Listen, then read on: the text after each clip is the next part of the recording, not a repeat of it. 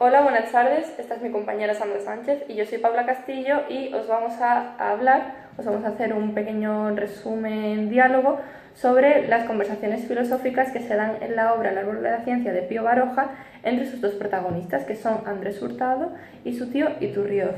En este caso, Sandra encarnará el papel de Iturrioz y yo encarnaré el papel de Andrés Hurtado. Bueno, pues yo ahora voy a hacer como una especie de resumen general del tema y de todo lo que tenga que ver con la obra del árbol de la ciencia de Pío Baroja. Lo primero que tenemos que saber es que se publica en el año 1911 y es una novela de carácter semi-autobiográfico.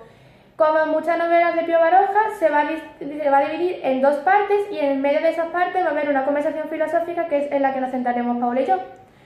Tenemos que tener en cuenta que Pío Baroja pertenece a la generación del 98, una época que viene marcada por problemas políticos, sociales, económicos, y es de ahí de donde va a desencadenarse todos los temas tratados en la obra, como son el hastío, la amargura, la sociedad, una crítica muy grande, la familia del autor, la familia del protagonista reflejada en el autor, como vamos a decir más adelante.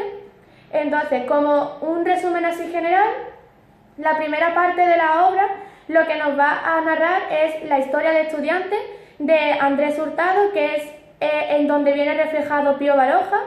Es un estudiante de Madrid que estudia medicina y va a llegar o va a terminar con la muerte de su hermano Luisito. A partir de aquí va a marcar mucho a este autor y es lo que va a llevar a querer tener conversaciones filosóficas mucho más profundas con su tío, que será el único capaz de poder seguir su pensamiento y poder tanto criticárselo como hacer ahondación o hacer como paréntesis en lo que él piensa. En la segunda parte, después de esta conversación filosófica, nos va a narrar todo lo que es la vida laboral del autor, sus amores, por así decirlo, hasta llegar a la muerte fatídica del autor, que probablemente esté marcada mucho por la forma de pensar de Schopenhauer, que es en el que se va a basar este personaje, que al final va a triunfar. Buenas. Hola. Venía a preguntarle sobre su punto de vista filosófico acerca de las injusticias que se cometen diariamente en nuestra vida urbana. Por ejemplo, ¿por qué alguien que no tiene nada pierde lo poco que le queda y alguien rico consigue todavía más y alguien que apenas tiene da lo poco que tiene para que los demás vivan mejor? ¿Eso se le puede considerar justicia o usted qué cree sobre eso? Yo el problema que veo ahí es que estás hablando de justicia cuando la justicia es una cosa que nos viene grande incluso a nuestra propia conciencia. El querer nosotros mismos hacer justicia se nos queda tan grande. La justicia es un concepto que nosotros hemos creado. No existe en la naturaleza justicia y tampoco existe lucha, otro concepto que hemos creado nosotros. En la naturaleza solamente hay conflicto, hay creación y generación y la búsqueda por ocupar un espacio. Por lo tanto, no existe la injusticia realmente. A ver, al principio pensaba como usted, tenía la misma idea de que en sí no hay justicia, pero después me di cuenta de que al ser humano ese concepto no le es válido, porque si todo es conflicto, estaríamos todo el día guerreando entre nosotros. Y algún tipo de justicia tiene que haber que se imparta entre nosotros para poder haber llegado tan lejos. Esto también lo vemos claro en el avance científico, así como en el psicológico que hemos tenido en todos estos años. Si quieres que te dé yo la solución, te voy a hablar desde mi punto de vista. Lo primero que te tengo que contestar es que tú estás hablando de justicia desde el punto de vista de un hombre justiciero. Un hombre justiciero que ve a un león comiéndose a una cría de otro tipo de animal, a una araña que está envolviendo en una tela de araña un insecto para comérselo. ¿Qué pensaría el hombre justiciero? Voy a pegarle un tiro al león, voy a pisar la araña y voy a hacer justicia. Y sobre todo, un hombre justiciero es aquel que mira por lo que más le conviene. Si el león me atacara a mí o si la araña me picara a mí, entonces sería para mí hacer justicia justo eso, acabar con el que quiere hacerme daño a mí. Pero eso en realidad ahí no hay justicia, porque la araña y el león están intentando ocupar su espacio y están haciendo un conflicto, una lucha. Ahí no hay injusticia. Pero se lo refuto, si un león le ataca a usted y se come todo su rebaño de ovejas, usted tendrá que atacar contra ese león por propia justicia, para hacer justicia contra sus ovejas, porque si no al final usted se queda sin ovejas, se queda pobre. Es como por ejemplo un un marqués. Un marqués lo tiene todo y, no sé, imparte justicia sobre ese marqués por el mero hecho de tener un título mayor que el de otros hombres. ¿Por qué? Porque él tiene mucho y aunque tenga mucho sigue teniendo más. Entonces, al fin y al cabo, ¿qué me está diciendo usted? ¿Que tenemos que actuar como el hombre salvaje para que haya algo de justicia? ¿Hombre salvaje? Otra vez estás usando un término que hemos creado nosotros mismos. ¿Tú de verdad crees que el hombre salvaje se abstiene? El hombre salvaje no se abstiene. Lo que debemos buscar nosotros es la abstinencia. Lo artificial lo bueno, la forma de vivir de una persona se encuentra en lo artificial, porque si nos fijamos en lo natural, nunca podremos vivir en paz. Bueno, ¿qué? ¿Algún pensamiento filosófico nuevo? Pues sí, ciertamente estoy buscando una filosofía que me plantee una hipótesis racional del origen de la creación del mundo, de la vida, del hombre y que me resuelva esas incógnitas. Vamos, que tú lo que quieres es una cosmología que te ayude a sintetizar el universo físico y lo moral, ¿no? Sí, básicamente. Y bueno, me estoy basando en Kant y Schopenhauer, que son dos filósofos, como ya sabes, y la verdad es que son muy interesantes de estudiar. Mira, ¿tú quieres que te deje el Leviatán de Hobbes? Verdaderamente prefiero ahora mismo estudiar a Kant y a Schopenhauer, puesto que es verdad que ven la vida desde un punto de vista de angustia, de desesperación, pero es que la vida en sí es un punto de vista de angustia y de desesperación, y ellos, en su filosofía, tratan de buscar ese equilibrio psíquico, ese equilibrio emocional que les proporcione una vida grata, ¿entiendes? Entonces, pues intentan buscar esa estabilidad emocional y gracias a ello quiero intentar encontrarla para así dar una explicación del porqué de la vida y del porqué de nuestra existencia e intentar llegar a una vida grata de ese modo. Sí, pero ¿sabes cuál es el problema?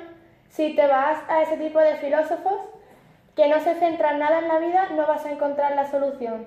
Aunque es verdad que los franceses y los ingleses no hablan de forma tan rebuscada y tan bonita, si quieres conocer la vida, te tienes que ir a alguno que no sea alemán. Pero piensa en lo que está diciendo.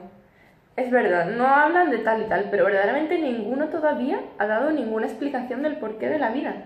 Mediante que, en cambio, estos filósofos como Kant, Schopenhauer, que son los alemanes, dan explicaciones de, ciertamente, no la vida en sí, pero de unos aspectos muy importantes que debemos llevar a cabo, como por ejemplo esa estabilidad emocional que todo el mundo necesita para vivir. Porque, por ejemplo, tú ves a un loco y no tiene ninguna estabilidad emocional. Entonces, en cierto modo, yo creo que nadie te va a dar el origen puro de la vida, porque es ciertamente imposible ahora mismo, pero en sí me parece una gran fuente estudiar a estos filósofos. ¿Sabes la conclusión a la que llego yo? Que estás perdida en el intelectualismo. Ciertamente.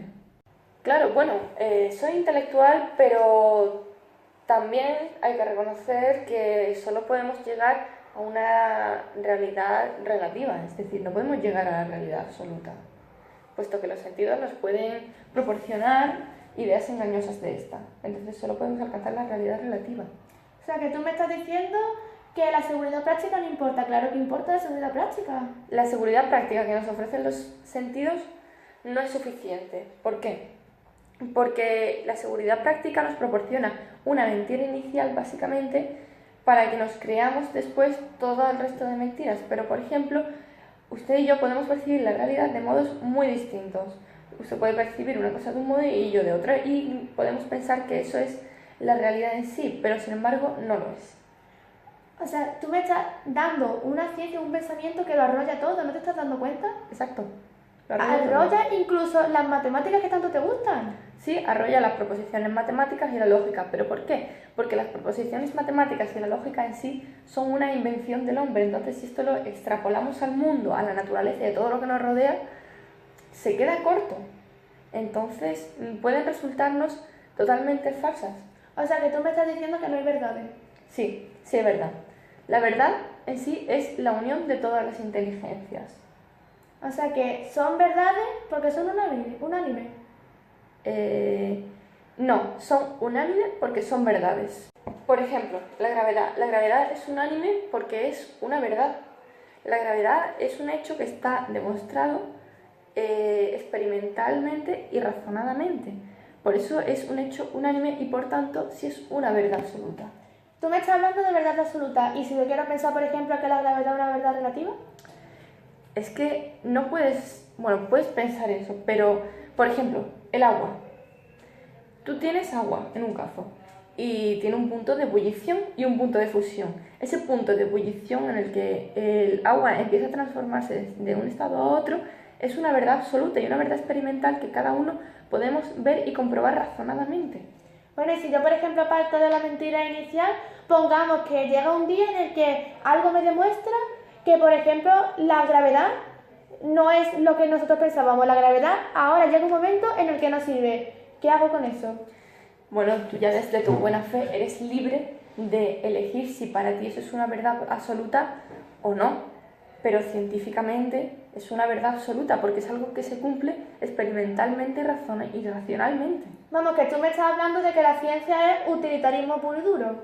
No, la ciencia no es utilitarismo, la ciencia es razón y experimentos. Estás llevando la ciencia hasta sus últimas consecuencias. Sí, efectivamente, pero por ejemplo, tengamos en cuenta la alegoría de la isla, ¿de acuerdo? Por ejemplo, las islas son las verdades y la ciencia son los puentes que nos llevan a esas verdades. Tenemos que construir esos puentes para lograr llegar a nuestras verdades. Bueno, y ponte tú que esos puentes que estás construyendo son hipótesis. No, mejor ponte que incluso esas mismas islas son hipótesis. Ya, ciertamente. Es que tu ciencia lo arrolla todo. A lo mejor tú puedes pensar, pero es que la ciencia arrolla con la moral y todo porque se lo explica todo. ¿Y qué es lo que pasa, por ejemplo, cuando la ciencia arrolla también al hombre? Porque la ciencia puede arrollar al hombre también, lo sabes, ¿no? Yo lo que me estoy dando cuenta ahora es que para nosotros la ciencia ha perdido el sentido práctico para la humanidad, la habéis convertido en un ídolo. ¿De verdad crees que yo necesito saber verdades astronómicas? ¿Para qué la utilizo? Pues ya la hemos aprovechado. ¿En qué? Por ejemplo, en el concepto de mundo. Pero yo te estoy hablando de cosas útiles, de verdades útiles. ¿Para qué lo necesito de forma práctica? Es que yo pienso que la verdad en bloque es mala, que la vida es simplemente capricho del hombre. En eso estoy conforme. El hombre tiene una necesidad básica, tiene una voluntad de vivir tan fuerte como el instinto animal, de supervivencia. Entonces, ¿te ríes? Por supuesto que me río porque es que me está hablando justo de lo que viene en el Génesis en la Biblia. ¿Ah? ¿No sabes la historia? No la recuerdo. ¿No conoces la historia del árbol de la ciencia, del bien y del mal y del árbol de la vida? No, no la recuerdo. Bueno, pues nuestros santos padres hablaban de que en el árbol de la vida estaban los frutos que podíamos comer y que incluso podían darnos la inmortalidad. Y Dios nos dijo que comiéramos de ese árbol, que fuéramos cerdos, que fuéramos brutos, pero que en la vida comiéramos del árbol de la ciencia y del árbol del bien y del mal, que yo creo que tenía que ser un árbol raquítico, un árbol miserable. ¿Y sabes por qué? ¿Por qué? Pues porque el árbol de la ciencia y el árbol de la vida lo único que base al hombre es la necesidad de mejorar, una necesidad que lo va a acabar destruyendo. En eso te doy la razón, la necesidad de mejora del hombre nos acabará destruyendo. Si es que eso, y yo lo he pensado, los semitas ya en ese momento, los judíos lo sabían, eran listos. Cierto.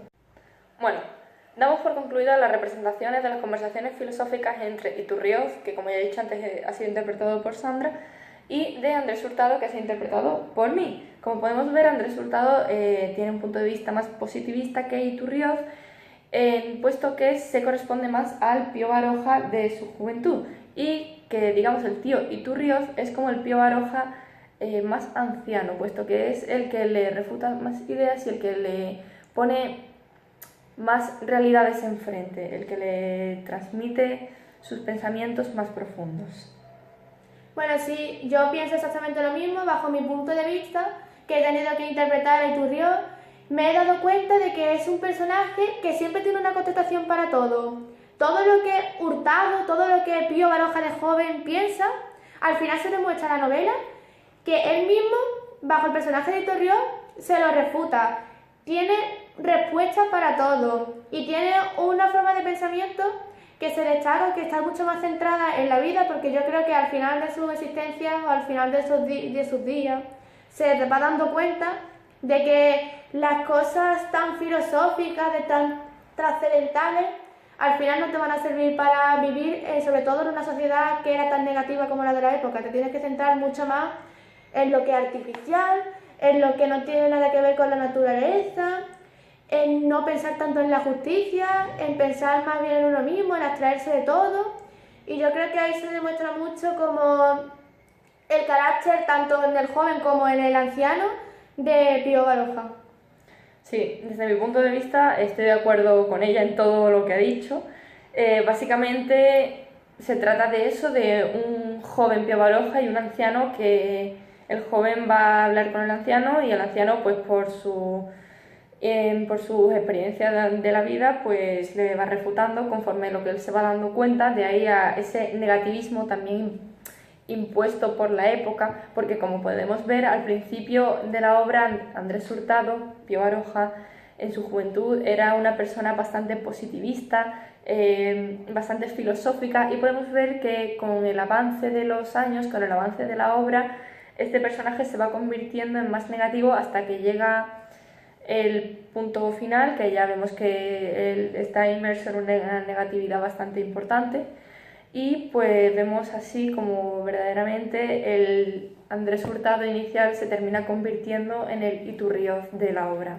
Y ya como para concluir, extrapolado a la novela y todo, al final de nuestra lectura nos hemos dado cuenta de que Hurtado, el personaje en sí, acaba muriendo, o Pío Baroja acaba matándolo, al final, con ese trágico final, por el pensamiento que ha tenido durante todo el trayecto de la obra. Quiere decir, yo pienso al menos, que Pío Baroja se da cuenta de que su forma de pensar no le lleva a ningún lado y por eso quiere concluir con la muerte de este personaje en el que él se ve reflejado. Por último, ya para relacionarlo con nuestra España actual, cabe destacar, por lo menos por mi parte, la posición de la mujer en la obra, que es muy interesante porque la mujer desde esta obra, que era una figura que era básicamente ama de casa, que no podía estudiar, no tenía carreras, se la consideraba apartada de la sociedad, no tenía voz ni voto, ha sufrido una evolución, ha tenido una evolución impresionante, exponencial hasta hoy en día, y eso es algo que es algo destacable, puesto que el desarrollo ha sido brutal en ciertamente muy poco tiempo, en 100 años, que pensamos que es mucho, pero verdaderamente 100 años es un abrir y cerrar de ojos en la historia. Y esta evolución se ha dado también gracias al avance de pensamiento que hemos logrado tener en nuestro país. Bueno, yo me quiero centrar en nuestra España y con su obra en el tema de la política. Yo me he dado cuenta de que, por ejemplo, los políticos tanto de esa época como de la nuestra traen a personas como Pío Baroja, de su carácter. Quieren criticarlo todo porque es que nos damos cuenta de que en España todo lo que tiene que ver con política, con economía, no está bien. Y eso es lo que va a influenciar más en la sociedad. Una sociedad en pueblo inculta, que sigue siendo como ahora mismo está pasando. Personas que, por ejemplo, van a votar y no saben realmente qué están votando por la incultura. La diferencia económica, que por ejemplo entre una provincia y otra, y en esa época se puede ver exactamente igual, la diferencia económica, la diferencia de pensamiento entre una capital y un pueblo, y es lo mismo que está pasando ahora, y probablemente ese problema político es lo que nos ha llevado al tema, por ejemplo, de Cataluña, que se viene dando desde esa época y desde muchísimo antes. Políticamente, España siempre hace todo mal. Nuestros gobernantes, por lo que sea, pues no son capaces de llevar a una población que es como nosotras, que nos centramos mucho en, por ejemplo, nosotros mismos, no queremos darnos cuenta o en esa época menos pasaba, que no se querían dar cuenta de lo que pasaba en el resto de Europa, sino que nos centrábamos solo en nosotros, aunque eso ya ahora cambió un poco, pues probablemente esa es otra de las cosas por lo que pase todo ahora mismo y en la obra. Entonces, tenemos que, para concluir, yo pienso que nuestra economía, nuestra sociedad, el hecho de que haya unas opiniones políticas tan divididas, tanto, por ejemplo, en una república, una monarquía, la independencia para Cataluña, también, si me ¿sí disculpas, por ejemplo, el hecho de que los gobernantes tenían la voz absoluta, y eso es algo como que se ha ido intentando tapar en la sociedad de hoy en día, pero verdaderamente está ocurriendo lo mismo. Son básicamente los cabecillas lo que llevan el país, Y al fin y al cabo, nosotros que vamos a votar una vez cada 4 años, ya está, esa es nuestra aportación para el país. Es exactamente lo que está pasando, la historia se repite. Sí, yo por una parte creo que ese es nuestro problema, porque verdaderamente no sabemos qué estamos votando. Tenemos la ideología de hace bastante tiempo y seguimos pensando que derecha, izquierda, y realmente hoy en día no es eso, no está tan dividido los partidos políticos. Y otra cosa más que yo pienso es lo del absolutismo. No estoy tan de acuerdo porque precisamente a los temas que hemos llegado hoy en día, los problemas que hemos llegado hoy, es precisamente porque no hay solamente una sola gobernante que pueda decir lo que pasa y que pueda tomar medidas. En el momento en el que nuestro presidente, por ejemplo, tiene que tener en cuenta la opinión de otros muchísimos partidos distintos, de ideologías distintas, es cuando no se pueden llegar a soluciones, y por eso es un problema muy fuerte que hay en España. Sí, eso es cierto, pero yo me refería no en el ámbito de yo soy el que manda, yo te digo haz esto, no, porque entre gobernantes lo que siempre ha pasado es el típico enchufismo, que es lo que verdaderamente se está repitiendo, es que se repite el enchufismo. En y la por obra eso también se puede observar. Claro, pero ¿qué pasa? Que hay enchufismo en la obra, hay enchufismo hoy en día, pero al fin y al cabo los perjudicados, ¿quiénes son? Somos nosotros, siempre. Intentan taparlos, intentan que no los comamos y engañarnos, pero al fin y al cabo es que es lo mismo. El libro es la sociedad de hoy en día, lo único que nuestra sociedad está más disimulada. Y con esto pues yo creo que ya concluimos nuestro vídeo. Hemos concluido, ya sabemos, hemos hablado tanto el campo femenino, el campo político, el campo económico, y ya como conclusión tenemos en cuenta de que entre el libro y hoy en día la diferencia es mínima. Es básicamente el avance tecnológico y algunos cambios de pensamiento, pero políticamente la diferencia es casi nula. Nos queda mucho todavía por recorrer. Sí. Nos queda mucha filosofía por hacer todavía. Pues sí. Bueno, pues esperamos que os haya gustado el vídeo y nada. Nos despedimos aquí.